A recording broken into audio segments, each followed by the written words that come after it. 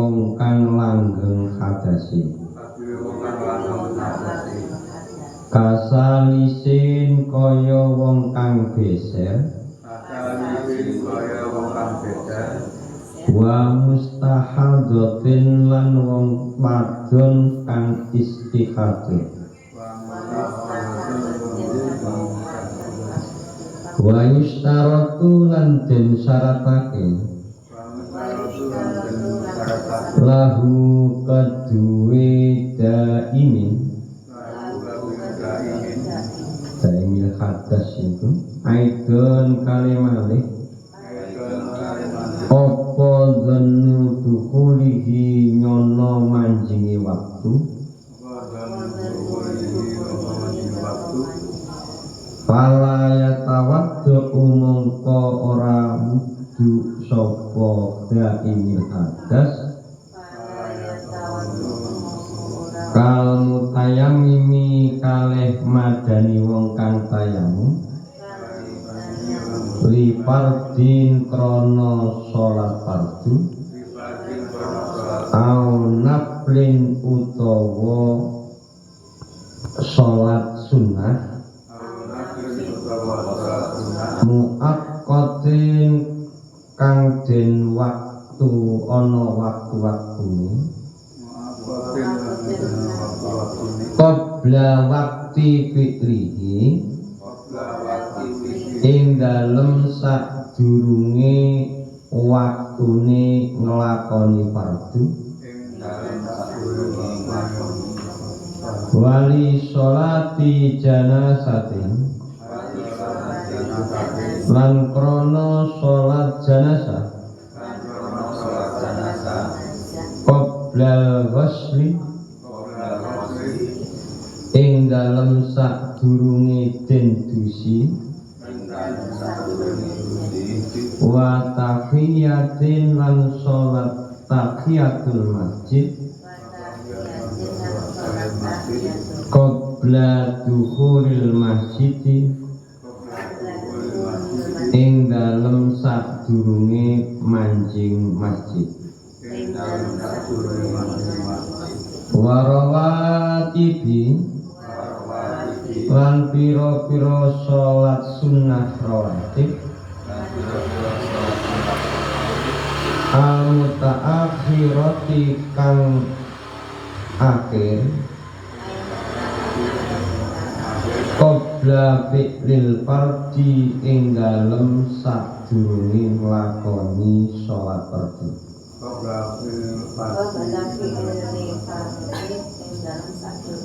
walazima lan tetep apa wudu ani wudu loro au tayamu mani lan tayam loro ala khati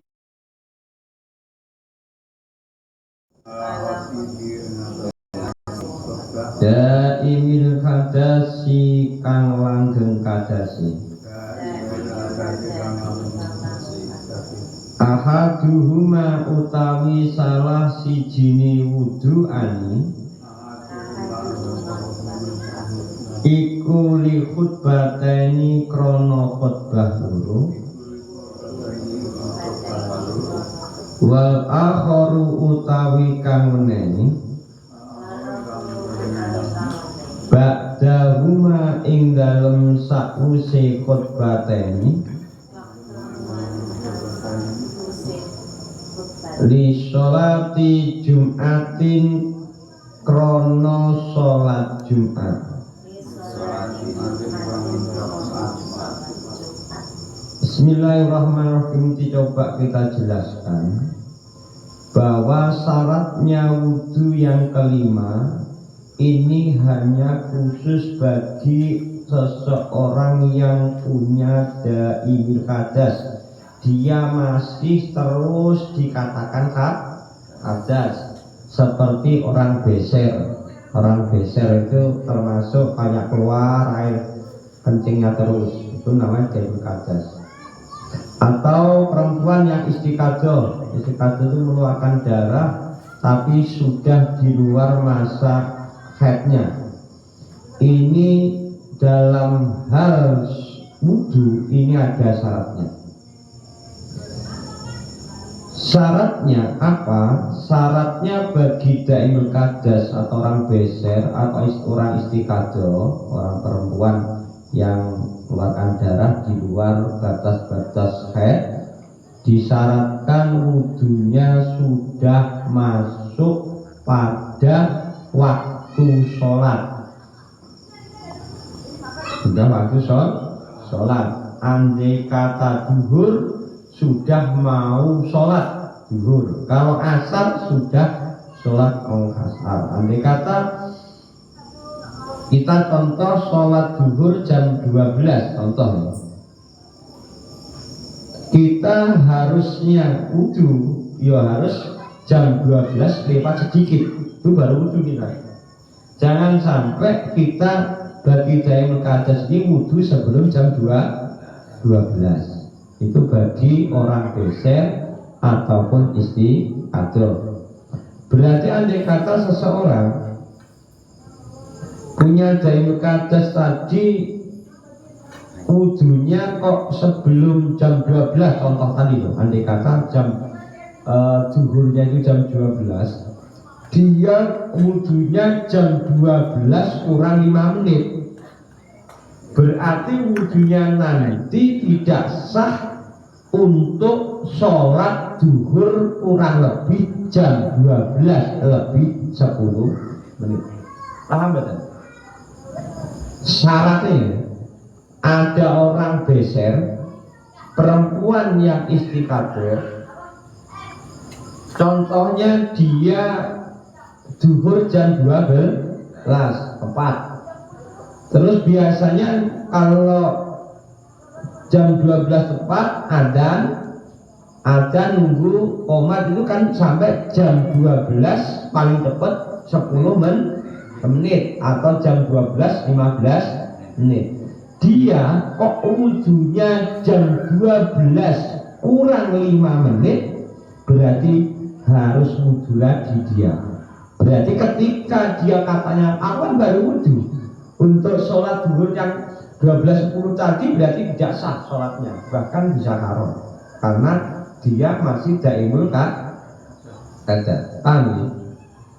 Contohnya lagi asar ini ibarat sholat asar jam 3:15, terus dia wudhunya kok jam 3:10 menit, berarti kan ngasar kurang 5 menit. Wudhunya orang daimul kadas ini tidak sah untuk sholat ngasar nantinya, karena dia tidak memenuhi syarat. Beda kalau wudhu tapi enggak membaca Quran boleh, memegang mushaf boleh, tapi wudhunya dia tidak sah tadi, hanya terhukum untuk sholat fardu. Paham ya? Kita lanjut. Fala yatawaddu kal tayamumi li faridin aw naflin muaqqatin al qabla waqti filihi. Terus sholat wudhunya orang daimul kadas ini tidak boleh untuk dua fardu, zuhur dan ngasar nggak boleh. Ketika dia sudah masuk waktu ngasar, dia harus wudhu kembali, harus itu. Kalau tidak wudhu ya berarti tidak apa. Tapi kalau untuk sholat fardu dan sholat sunnah yang ada waktunya, contoh sholat duha, dia kan sholat subuh daimul kadas kan, setelah itu sampai wiridan atau lagi jalan-jalan belum kadas, terus dia sholat duha, itu boleh. Walaupun sholat duha tadi sholat yang muaqqatan, ada waktunya, ini boleh ya, boleh. Harusnya paham ya. Yang tidak boleh itu untuk dua fardu. Kalau sholat, walaupun nanti sholatnya juga jam 11 siang, itu sah wudhunya Daimul Qadas yang dari subuh tadi itu. Nah lanjutnya wali sholat di janazatin qoblal husli. Nah kalau sholat jenazah itu kan sholat fardu. Ketika Daimul Qadas ini wudunya harus setelah mayit dimandikan. Kalau mayit lagi dimandikan yang Daimul Qadas kok wudunya nanti tidak boleh untuk sholat jenazah karena fardu. Paham ya? Harus paham ini. Syaratnya karena orang sholat jenazah itu kan syaratnya juga harus suci. Artinya wudu atau tayamum. Nah ini dia harus wudunya tahu persis kalau mayit itu sudah dimandikan. Ketika dia kok wudunya sebelum mayit dimandikan terus lalu dia ikut sholat jenazah, berarti tidak sah wudunya. Akhirnya jenazah juga tidak sah karena dia terhukum masih hadas. Itu kalau sholat jenazah. Nah, kalau sholat fardu harus sudah masuk waktunya.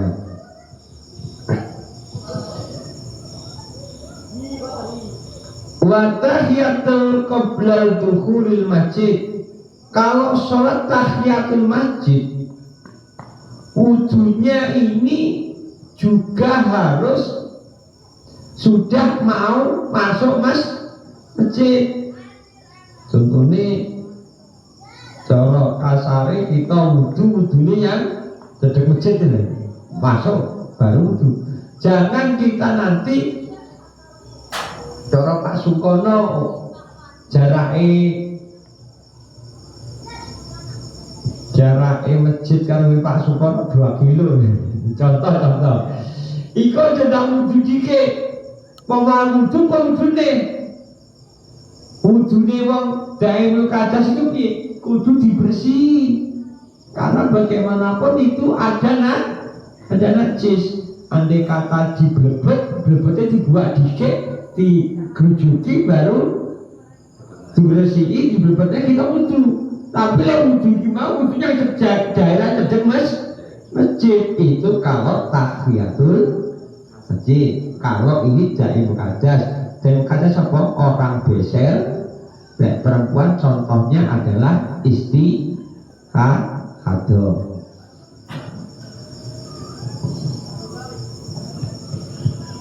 Waratib al-mutaakhirati qoblal bilifati.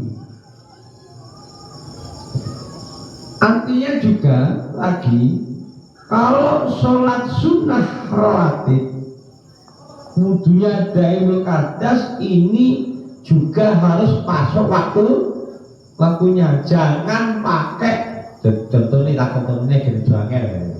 contoh sholat duhur kan, sholat duhur jam 12 dia wudunya jam 11 karena pahamannya itu sholat sunnah, dia tidak wudu lagi sholat qobliyah dulu tidak boleh ini. Kalau karena nanti kaitannya dengan sholat fardu. Nah, tapi kalau kita sudah Daimul Qadas sholat duhur jam 12 kita wudu jam 12 lebih 5 menit kita wudu terus lalu sambil nunggu imam kita sholat apa namanya? Sholat qobliyah duhur. Itu nanti ketika mau sholat duhur tidak perlu wudu lagi. Jangan sampai wudu jam 11 tadi untuk digunakan qobliyah duhur dengan pahaman itu kan hanya sholat sunnah. Ini kalau ini sholat rawatib ya, ini sholat rawatib.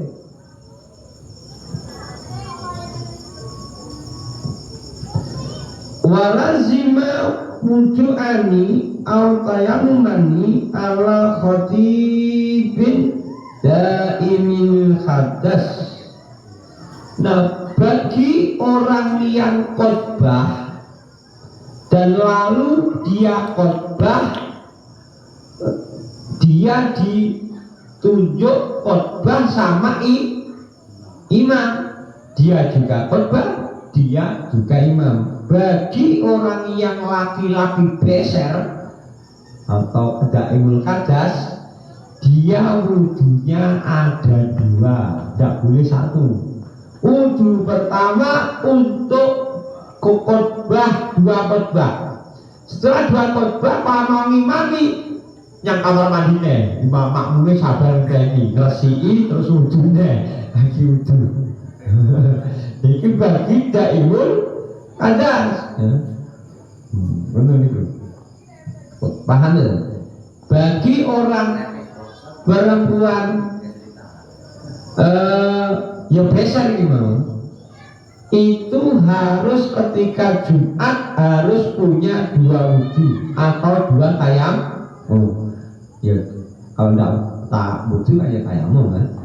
Itu satu wudu pertama untuk dua khotbah, khotbah awal dan khotbah akhir. Bar khotbah awal khotbah akhir kudu request karo muadzin dina komat apa tanya kamar mandi dike. Yang kamar mandi diresiki meneh baru wudu nggih salat Jumat. Paham ya? Iki daimul hadas atau laki-laki yang beser. Betul paham.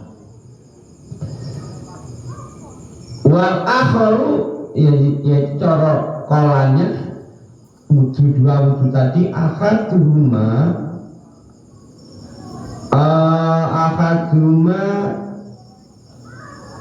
khutbataini.